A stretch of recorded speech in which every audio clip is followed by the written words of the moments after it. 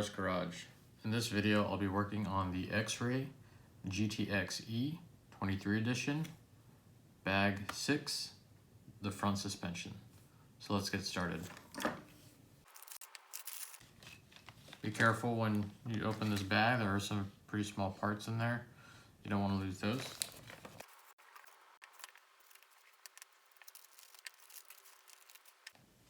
Alright, so we're going to need to set up the front steering knuckles and axles. So we can start with these. There are slight nub from the parts tree. I'm going to go ahead and sand that down so nothing catches on it. So we're going to need the steering hubs, and they look like you can use either one on either side. They're bidirectional.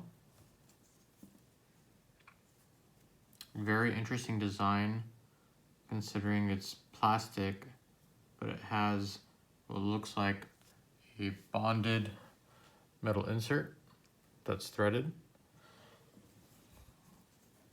So we're going to need these. You're going to need your axles. You're going to need these little pins that go in the axle. You're going to need your little stub axles. You're going to need your wheel hexes. You're going to need your pins. You're going to need a M3 by 17 pin and a 2.5 by 13 pin. We're also going to need these carbon fiber pieces along with 2 M3 by 8 screws per side. We're going to need a 18 by 16 by 5 bearing and a 13 by 19 by 4 bearing.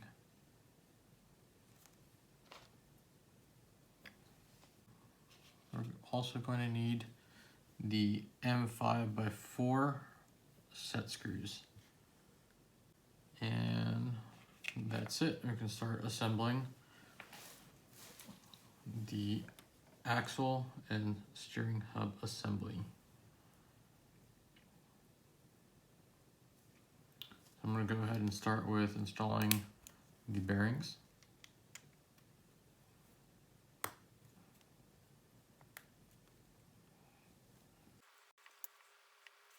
Okay. Let's go ahead and install the steering block onto the steering knuckle. The steering block attaches from on the bottom side, so just make sure whenever you install these that they're on the same side from left to right. Remember, you're going to plastic, so you don't want to crank down on it too hard.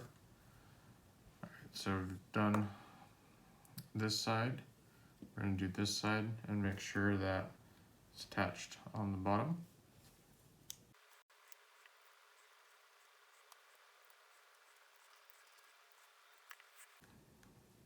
Now let's go ahead and assemble the axle and stub axle assembly. So we're going to add a little bit of graphite grease onto this pin here. And the way we're going to install this is take note of the hole in this pin. We're going to go ahead and install this into the axle, and you want to make sure that you can see the hole. And then you're going to install the stub axle, and you want to make sure that you line up that hole there with the hole here.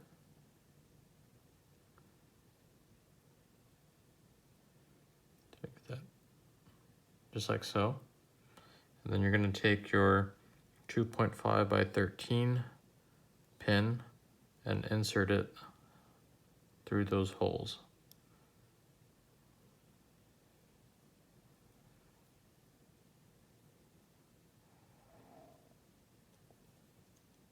Just like that. Now everything is put together. So now what we can do is insert the stub axle through the bearings like so. We can line up the hole on the stub axle with the hole in the wheel hex.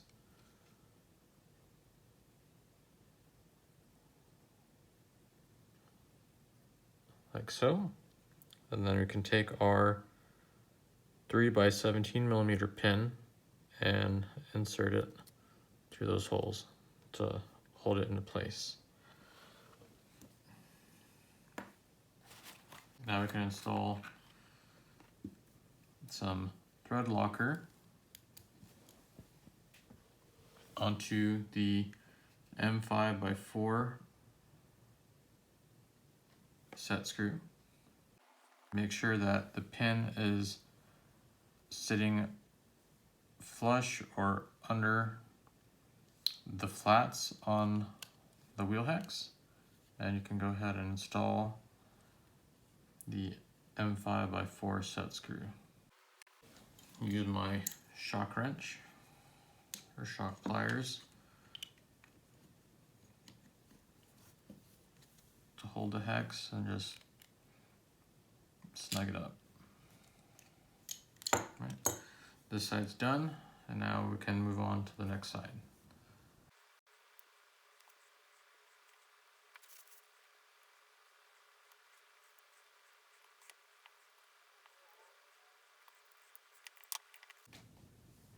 Alright, with these assemblies done, we can install them onto the C-hubs. These are directional, and if you look here, you can see an R and an L here that tells you which side it's for. So let's do the right side first. So take note of the orientation. We're going to have this piece is going to be facing the front of the vehicle. The axle goes through like so. This is the top. This is going to be on the bottom. So what we're going to need is 2 M4 by 12 screws, and we're going to need the bushings that look like this.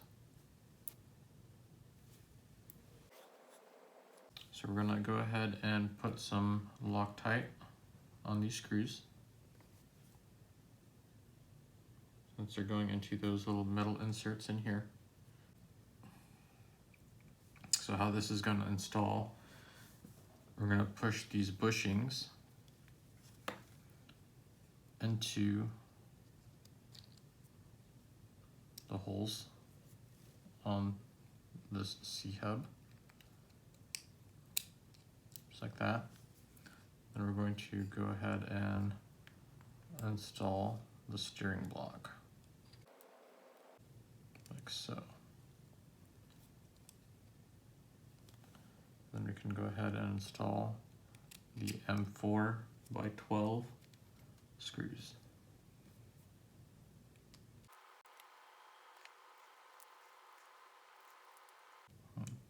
And just snug it up, and it's good. And make sure that it moves nice and free, which it does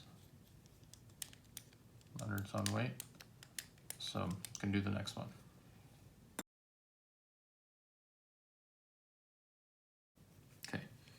Now we can grab the chassis and install these assemblies.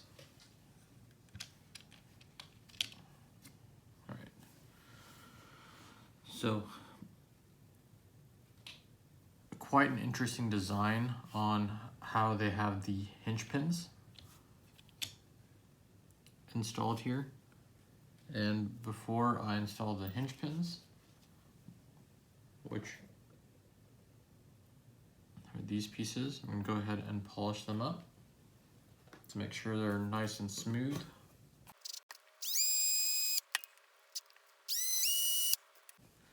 Just going to wipe these down, make sure there's no fibers on there.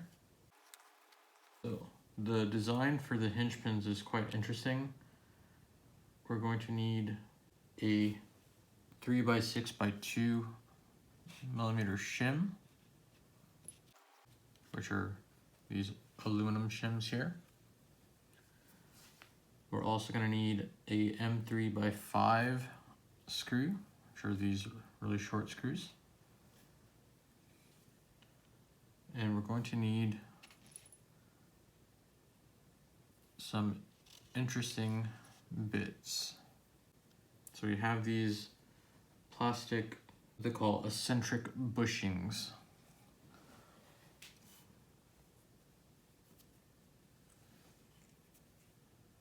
So these are going to go on the outside, or these are going to go on the front side of the vehicle, and there's this little pivot ball that pushes in to the back. Okay, so we're going to go ahead and install this pivot ball into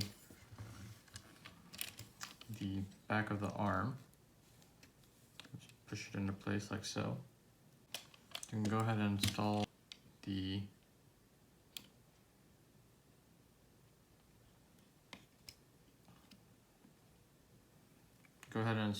shim. Kind of just push it in there a little bit, and that'll give you enough room to slide in the C-hub. And then you can go ahead and install the hinge pin. And then we can install this eccentric bushing. Take note of the orientation. And then lastly, we can install the M3x5 screw that holds that eccentric bushing into place.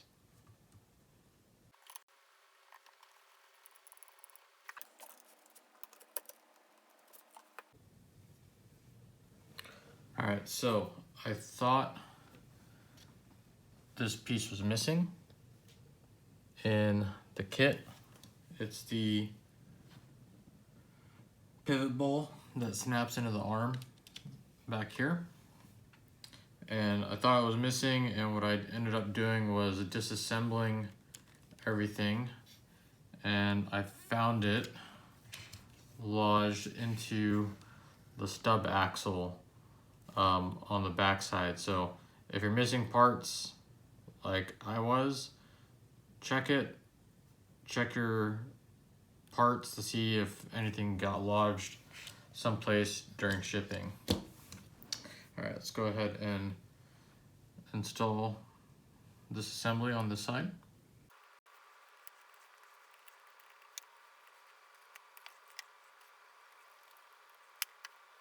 Now with those parts installed, we can prep the turnbuckles. So I'm going to set the chassis aside for now. So for the turnbuckles, we're going to need the rod ends, the threaded rods, and our pivot balls. So take note, two of the pivot balls have flanges, so we'll take note of that. And then also remember from the rear suspension setup, that X-ray manual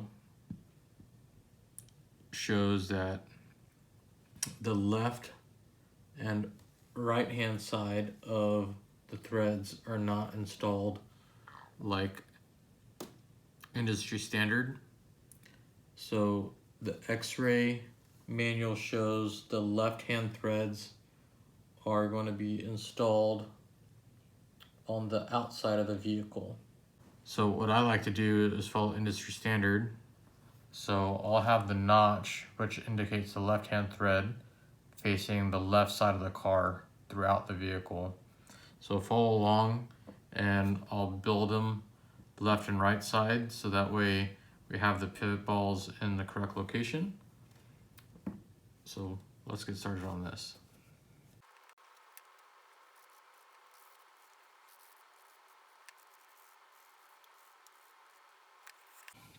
So we'll do the left-hand side, right-hand side. So let's do the left-hand side first. On the left-hand side of the vehicle, we'll have the left-hand thread over here.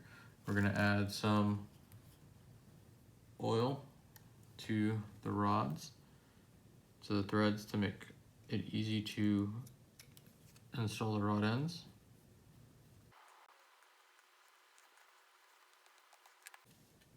Let's go ahead and add some oil on this side and get started.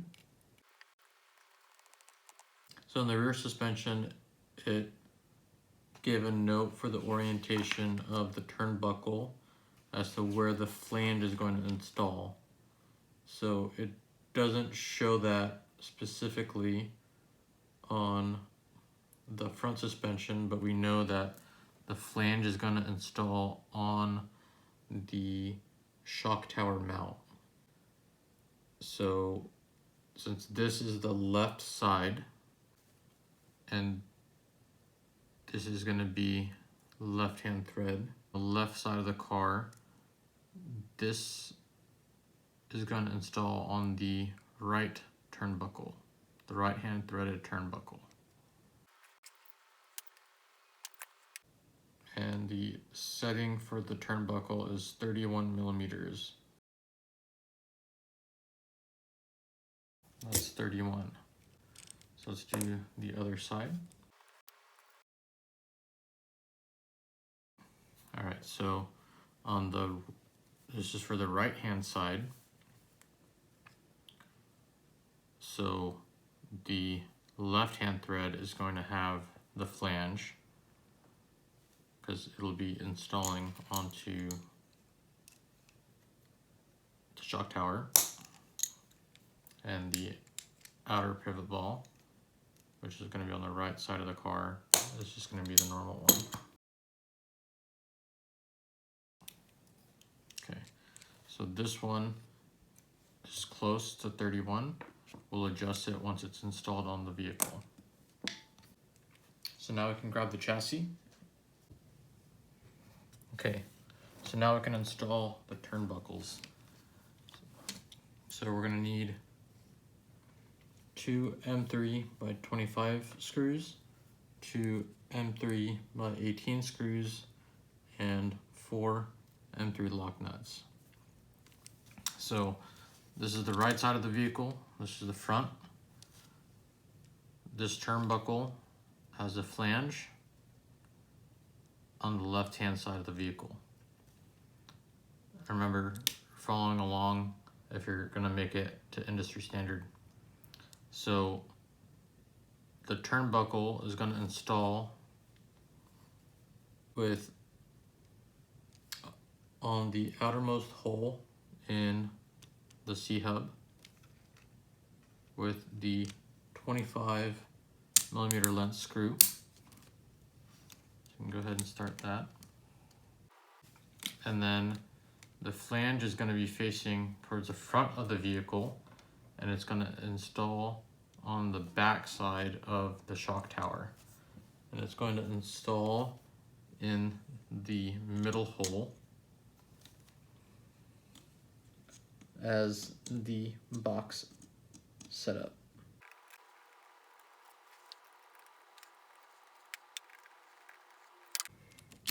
Everything moves nice and smooth. Turnbuckle can rotate freely. Now we can go ahead and take care of this side. This side, left-hand thread, left side of the vehicle. flange is going to go over here.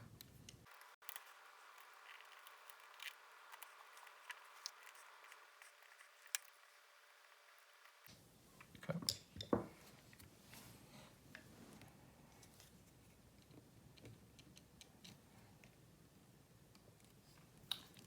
I don't know why this turnbuckle seems to be binding up a bit. I'm going to do some investigating and I'll get back to you guys. So I think I found my problem where the turnbuckle is binding up.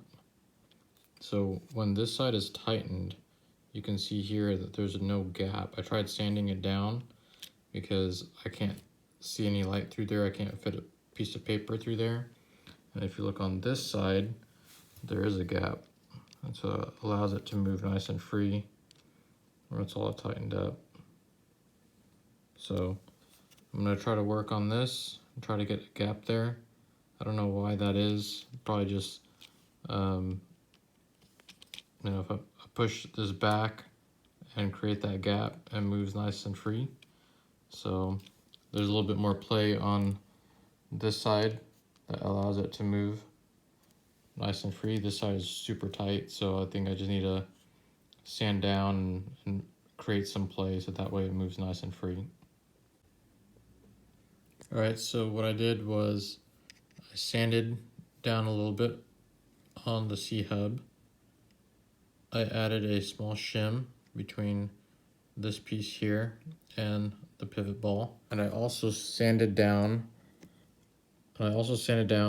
the ball insert that goes into the control arm just a little bit to create some play in the hub back and forth.